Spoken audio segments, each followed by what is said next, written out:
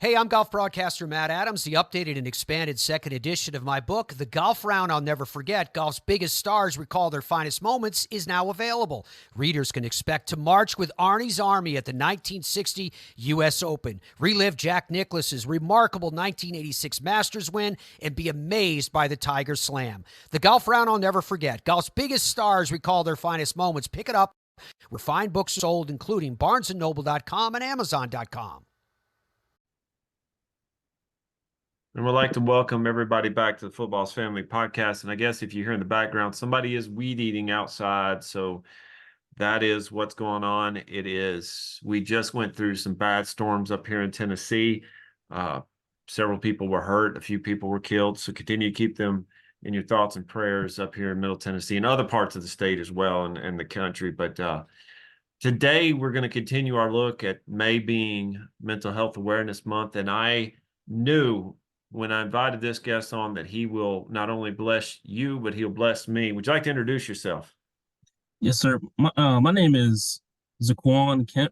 That's Zaquan Kemp, and I'm from Orlando, Florida. But I recently graduated from Heritage Christian University.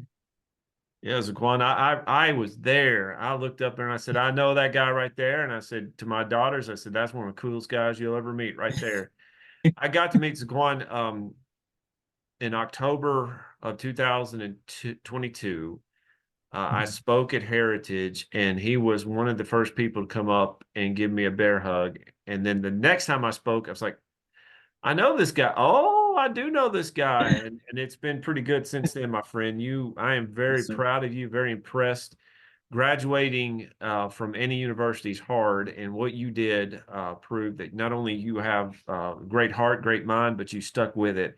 And I'm very proud of you. But the reason I ask you on here today is how old are you, my friend? I'm 20. I just recently turned 23. 23. Yes, sir. So you're in a different generation. I'm a little bit older than you. You're in I say a little bit. You're in a different generation than I was. I grew up in the 80s. Mental health wasn't talked about as much, if at all. And we would call people crazy if they struggled with things. And now I think in this generation, it might be viewed differently. So tell me, what is your view of what mental health is? My view of mental health, it it's important. Bottom line, it's important to talk about. It's important to discuss. It's important to uh, Christians, non-Christians, people of any generation. I think it's important to have that conversation, and I think mental health also is one of the things that I struggle with sometimes too. I'm not gonna lie. The last month has been on the go, on the go, on the go, on the go. But I don't want to start there with the journey of mental health in itself. I want to give a look at my life a little bit, if that's okay, Jeremy. I would Yeah. love to do that. I grew up in an environment where mom raised three of us by herself majority of my life, and she's a big inspiration to me. And she had all of us while in school, while getting two master's degrees, while getting all these other things. And she's been an inspiration to me. Was But she there at the graduation? she was. I might have seen her, but I didn't put two and two together. I know she's Yeah. proud of you. She's a little bit shorter than I am. I'm just kidding. Well, she is, but she's an amazing lady with a good heart, and that's where I get my heart from. But I'll tell you, once um my first stepdad, he was around, man, he was abusive, like not physical, but more towards mental and just emotional abusive. And I don't want to uh, go in details, but one of the things that he destroyed me on was my childhood. And what I mean by that, I mean like the first time I was ever introduced something that's not appropriate for kids to know about at my age of being 8, and I would say, or not 8, but maybe like 11. And I would say that ruined my mental health with that ruined my childhood as well. And so that was the first part of it. And my dad not being there, being actively in my life, going, being in and out, in and out, in and out. No shame to him. I love him to death. But that also kind of ruined my mental health as well because I've always been taught, I'm sure you heard this before, Jeremy, never cry, never show emotion. You're a guy. Work, work, work. Just get the emotion out of you, pull it out of you. And I would say that ruined me. Most of my relationships has been ruined by that mentality. I don't communicate very well my emotions as far as it goes. I'm trying to learn how to do better through the help of not Jeremy, Jeffrey Brothers and Bob Agents and all them. That all those guys have been helping me pull that out of me. And since 12 years old, I haven't cried one tear, not one tear. And when my grandmother passed away, I didn't cry one tear. That was a few years ago, and I know what it's like to be in a place where, like you said, people who are, and back in your generation, people would say that you're crazy, for having mental issues. But I will say during the time period before I finished my book I wrote and published, I when I was 18, I just got out of high school, but I just started my second semester of college at a community college in Florida, and I remember I was going through a breakup. Never get antidepressants from a regular doctor. That ruined me, and uh, I've had suicidal thoughts, had dreams about my niece dying in my arms. I've had depression and like deep depression. I know what it was like to be alone, to be in a room. If you feel like you're in a prison of your mind, that's what it feels like when you have really bad mental health issues. And I remember one time I was like, you know what? I'm going to end it all. I'm going to end it all. Luckily, I had good friends who say, "No, you're not." And one of my friends reached out to her dad, and her dad called the school I was at and everything. And the dad, uh, cops got involved, and I was sent to a mental hospital. That was going to grief in itself. That was the first time I ever really grieved over losing myself. Because going with them at the hospital, you're laying I laid right next to a drug dealer, or not drug dealer, but druggie. Someone was rehabbing and everything and trying to do better. And I remember I said to him, I said, "Look, we're going to get through this. We're going to get through this." I got visits from my mom, visits from some people from church, and it was uplifting. But that wasn't the main thing. They asked me, "What do I need? What do I want?" I said, "Give me a pencil or coloring pencil. Give me paper and give me a Bible. That's all I need." And and on the paperwork, it said, uh, "Seems calm," which is true. I want them to seem calm. I want to see calm because I want to get out of that place. But one of the things I would say is that even though I was in a place where you hear screaming day in and day out, and you experience, I won't say prison, but prison of the mind type of place where you're just on a routine schedule. You don't know what time is going, you don't know what time is going to be, or what time it is, and all that stuff. You don't know. You see the sunlight coming up, but you can't go outside. You have to stay inside. And it wasn't a bad facility, but that's the only thing I will say. I really wish I had more sunlight. Um, but I've learned how to find God's peace in the storms, being in an environment you're thrown in. And Can I ask you something that it may come across insensitive, but I'm not. Yes, sir. Okay. Obviously I am white. Mhm. You're not. Mhm. God just painted us different colors is what it is. I don't believe in racism in the sense like we're different people. We're the Mhm. same. We're created from the same place. We just have different colors. Mhm. I know and I hate to use this term, but it's going to come out and it'll make sense. White community, Mhm. mental health is viewed one way. May I ask you how in the Black community, for what you've experienced, how is mental health viewed? It's viewed, at least from my standpoint, uh, not at all. It's not talked about regularly. At least what I experienced, not really talked about regularly. Um, but it's something in my family where we're now talking about it more and more. But from what I've seen, no one really talks about in the Black community their mental health or the issues because it all gets shut down normally.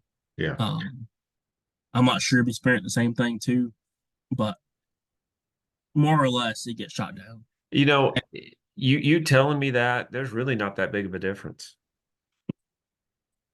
It's not that big of a difference.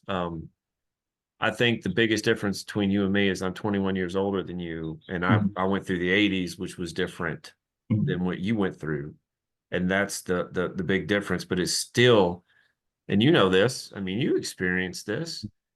It's still hard to cope with how society views it. Mhm.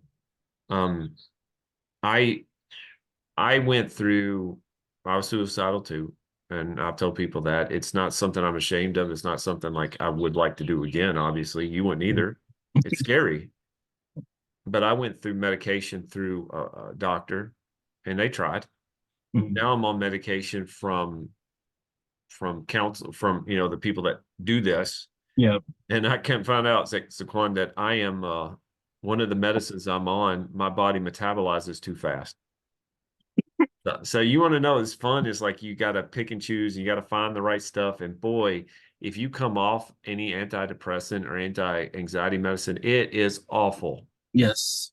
It Yes. is awful. I missed Yes. one day one time. And I remember this because I had, of all things, I had the Spider-Man game on PS4. Great game. I couldn't sleep. So I played that from like 10 o'clock till 5 o'clock the next morning. And I made sure I was at Walmart at 9 o'clock to get my medicine. I didn't Mhm. miss it after that. So what you tell me, is that a motivating factor to you to you're going to go, are you going into preaching or youth ministry? Youth ministry. Okay, that's a good way to start. Seriously, you and I could talk later on about my experience with that, but I'm telling you, Mhm. with what you do with that, make sure if you do talk about mental health, and I encourage you to do that, Mhm. make sure you don't leave it open-ended in the Mhm. sense that you know this about it better than anybody. Anybody could diagnose somebody by 2 or 3 words, Mhm. and people's like, "Well, I've got this or I got that." You and I are not qualified to do that. So just be careful. Encourage kids to talk to their parents. Encourage kids to talk to people. Mhm. But there are people like Mr. Brothers, who is amazing, amazing Mhm. guy. He can talk a lot better 100. than what we can. I was grateful I had him last semester, not this past semester, but the semester before that. Mhm. And I thought this guy right here is going to tear me up because I was like, I'm reading his syllabus. He is about the you've seen the syllabus. You know what I'm talking about. You know exactly what I'm talking about. He is one of the nicest, gentlest guys that I've ever, and he let me talk about some things for 20 minutes in one of his classes. And he sat there and listened. And I That's thought, this is the kind of guy I want to be like. Dr. mhm. Bajents too, but Mr. Mhm. Brothers, who will be doctor sooner or later. Yeah. Hopefully soon. Hopefully soon. I was and I tell you what, that's who you had. Are you going to go back way off the subject? Are you going to go and finish your degree, or are you staying with your associates for right now? Oh no, I'm gonna go continue my degree. That's out of the question because my mom was like, you need to go. But you get to do that online in Conyers, don't you? Yeah, I do. Which is good. Well, let me say this before we keep going. I expect Zaquan Kemp to walk whenever that may be, and Lord willing, if I'm around, I will be there. Just let me know. Yes, sir. Yes, sir. I will. Yeah. Yes, sir. But what you experienced in your life, that you made through life, do you know who Toby Mac is? Yes, sir. I do. Okay, DC Talk, Toby Mac. He has a song called Scars. And there's a line in it that says, "Scars come from living." My daughter loves him because she says he married a beautiful woman from Jamaica. It's like, yeah, he did. He absolutely did. And she's so excited because Jamaican and my daughter is Latina. They have very similar skin color. Mm-hmm. She's like, I look like her. I was like, well, maybe if you were in your 40s, you would look like her, but right now you're 11. So, but it says scars come from living, and you know better than anybody else. And people listening probably get this, that every one of us has scars. I had Ben and Travis on Wednesday, Mm-hmm. this past Wednesday, which would have been the 8th. Mm-hmm. And what they were talking about came from a different perspective than you. You went through the insides. They're on the outside talking to people, help them get through it. Mm-hmm. What do you think your scars are going to do when it comes to helping other people? That's a good question, Jeremy. And I actually have a sermon that's called "Our Scar, Our Scars Tell a Story," and uh, I believe that I never shared the mental hospital story before in front of a podcast at all or a sermon, but I believe in what you explained earlier about how you're not ashamed to talk about your suicidal thoughts. I believe when people see the confidence behind you and the you not being ashamed of what you've been through, people will respect you more, but also people reach out more to you and be like, I struggle with the same thing. Let's talk about it. Let's talk about it. And what you mentioned about having talked with the youth about mental health, brother, that's one of the first thing I'd mention. Look, if any of you are going to something, let me know. However, if something I cannot handle, we have resources outside of that. Will help you further. And I'll also say that showing scars, you're not lying to yourself. You're not lying to yourself at all. You're showing who you are through your scars and what you've been through. You know, people throw around this word testimony. This is my testimony. This is my story or whatnot. But it's also just you showing who you are and why you became a Christian and why you became just a follower after Christ and everything.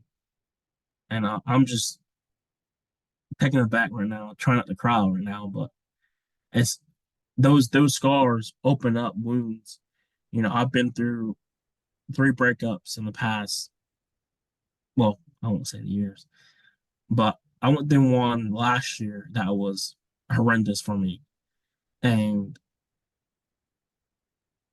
that's one of the things where I'm just like trying to get better at and everything, trying to heal, and the whole part of mental health issues is the healing process, and that's one of the things I will say.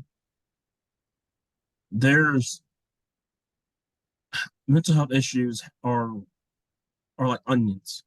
There are layers to it, but there's also the core that you need to dig deeper, cut deeper, go deeper, and so you see the root of what's causing you depression, what's causing you to have the anxiety, what's causing you to um, be all have these issues, and not make a lot of it, but just find out what's the source behind it. And through false promises of my father, which he's a good man, I'm not knocking it, But the things that he done when I was younger has an effect on me now as an adult, to where I'm at a point where you have to prove to me I can trust you, because I can't go by your word anymore because of that trauma I had when I was younger. And there are some times you probably play video games to decompress, and that's what I do too. I love video games. That helped me decompress and escape from this reality, this world.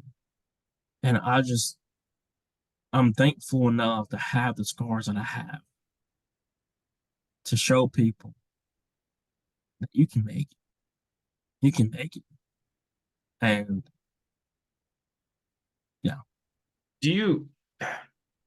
Most of my games though have not. GTA is not a decompression game. It's just not. Uh, you know what I'm talking about. Mm-hmm. Um, what you did right then, and I'm sorry, had to get up and close the door because somebody's mowing now. What you did right there is in my opinion, and it's just my opinion, but I imagine some people share it as well, is the epitome, is the example of what a man is. I don't like. Okay, let me give you a little background. I was in ROTC in high school, and I messed up. I was staff sergeant. I messed up, and I went up to the sergeant who was a retired military sergeant. You know how it is. You who are in military, maybe this is you. Maybe you experience it. It's just the way it is. I'm not bad, good or bad, but I apologize. He said, "Never apologize. It's weakness." Mm. And I looked. It's like you're telling me that when I acknowledge that I made a mistake and I will try to fix it, that's weakness. To me, that is the hardest thing that a guy or a woman, it doesn't matter, Mm-hmm. could do, is to acknowledge that they did something wrong, to take responsibility for it, and then to move on for it. Mm-hmm. So we have this idea in our culture, and it's not new. It's not new at all.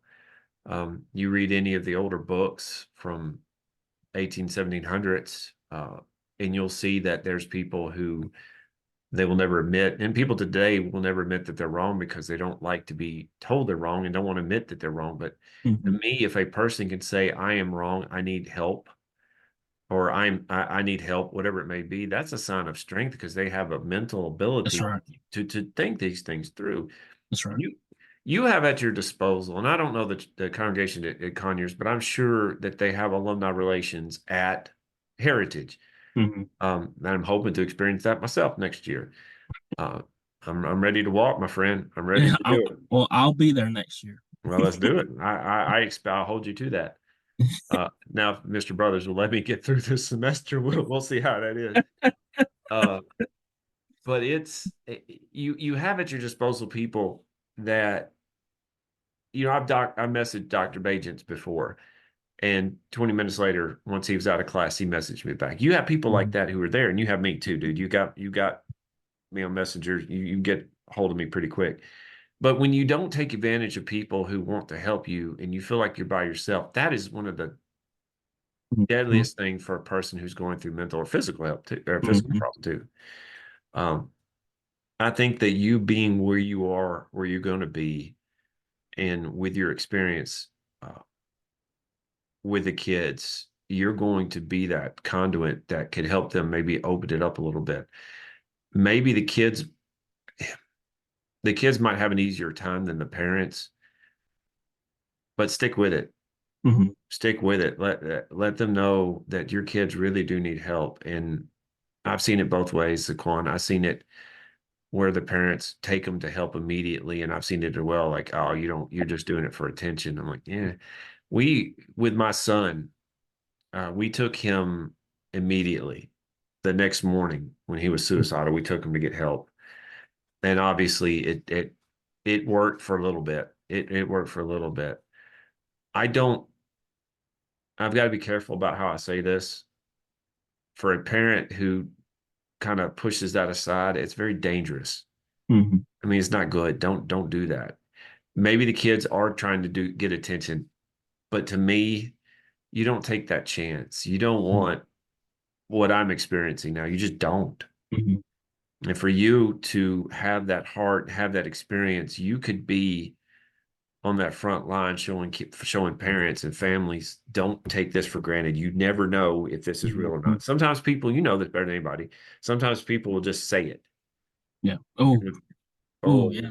well, I hear it today when people say, I'm going to kill myself if you don't. I was like, okay, maybe we need to rephrase that. Yeah. Yeah. If you can, Zaquan, and we got just a few minutes left, and I want you, number one, thank you for your strength and your courage to get up here. And I'm proud that this is the podcast and that you were willing and that you trusted me enough to do this. Mhm. Lord willing, this will help people who listen, and we'll Yes, give sir. you the credit for it. Absolutely. Yes, sir. But if you had one last thing to say to people about mental health and courage or whatever it may be, what would you tell them? If I said, Zaquan, you have the floor, people are listening, what would it be?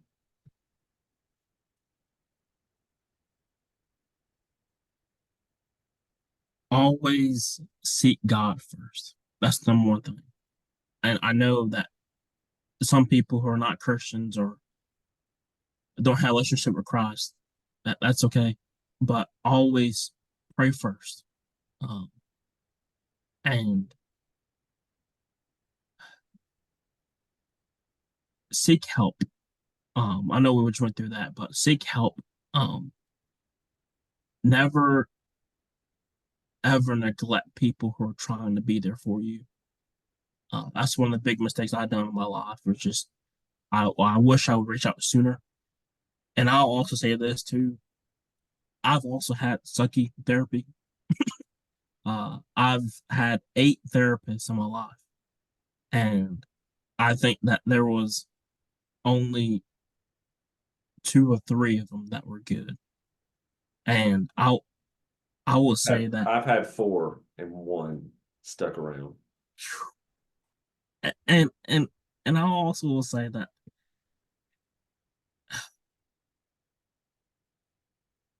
just don't try to fix your problem by yourself. Uh, that's where I dig my hole at too, because I've tried to go to war myself by myself. And Jeremy, and I will say this, the last thing I will say, that is the worst thing you can do. Is go to war with yourself by yourself. That's why you seek God first. That's why you pray first. And that's why you go to your brothers and sisters and go to your people who you're in a circle about. Look, I need help. And I seen a TikTok where there's this meme or this guy whose friend called him at 2 a.m. saying, I love you, brother. And the guy's like, love you too, man. Oh, wait, hang on. It clicks for them. It's 2 a.m. Why you're saying love me? No, no. I'm going to your house right now. I'm going to talk to you. Have those friends who are ride or die be there for you. And don't go to war with yourself. Always remain calm if you can. Uh, but more importantly, uh, seek God in everything that you do. Um, Mental health is important. Don't stop talking about it. Don't stop talking about It's embarrassing. You know this. It's embarrassing, and I think it's not so much embarrassing for you, but for people who hear it for the first time and didn't realize it. it. That's probably why people have one of the biggest issues is like we didn't know it. Mm-hmm. And trying to explain it. Okay, Zaquan, I've never had cancer. Lord willing, I never will. But I've had people at church here, and I'm pointing out that's where the auditorium is. I've had people with cancer, and they try to describe it. I can't relate to it. Mm-hmm. Now, I did have a cancer scare a couple of years ago, and it was scary. It was absolutely scary. Turned out it was just blood, a bad blood test. But Mm-hmm. when you go in the room and you see all this cancer treatments and everything like that, you think, oh, God night, what do I got? I can't relate to somebody who had cancer. I can't relate. We had a member who nearly died here, and he was on opioids. Mm-hmm.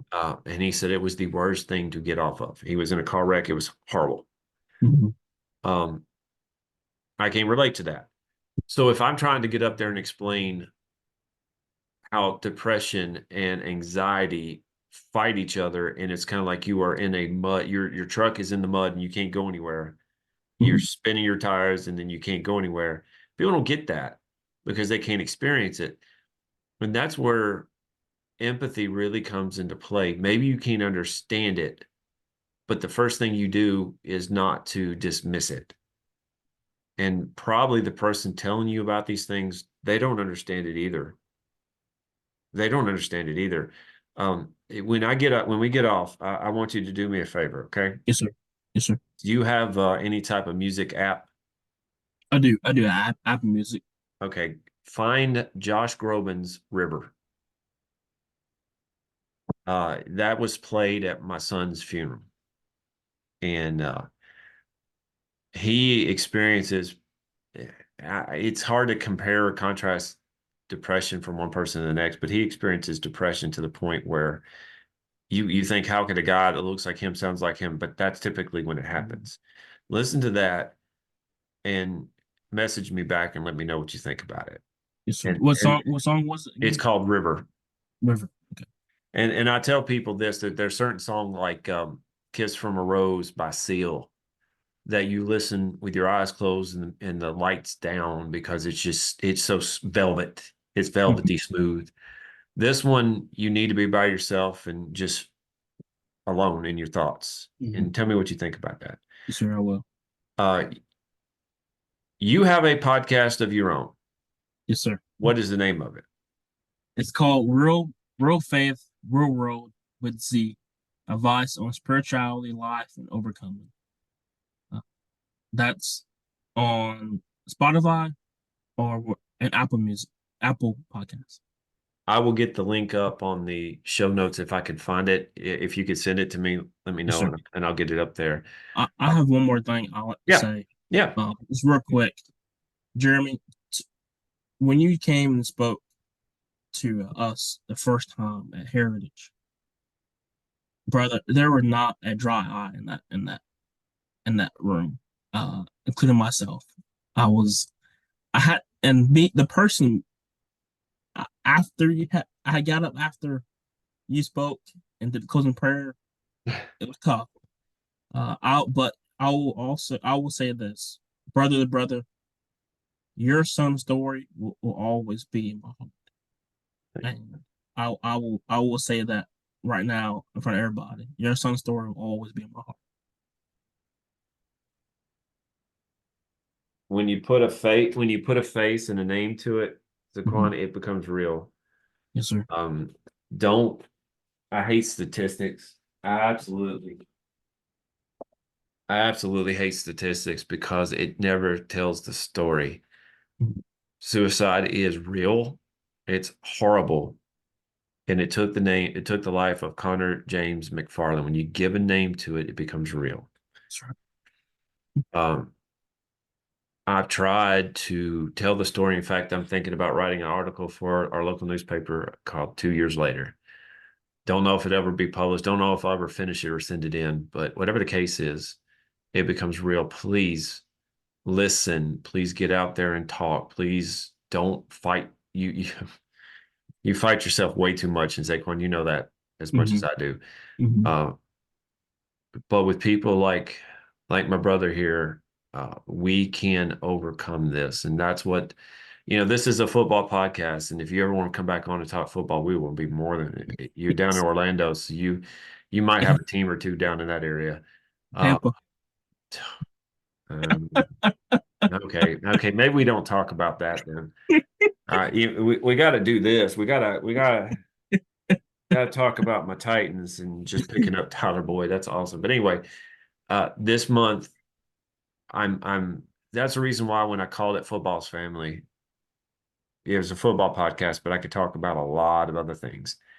And I've got like you do, I've got a platform to talk and try to encourage people. This will be published, and I will let y'all I'll let y'all know when this is coming out. But I'm proud of you, my friend. Thank you for coming on. Yes, sir. Thank you. Thank you. And thank y'all for listening to the Football's Family podcast.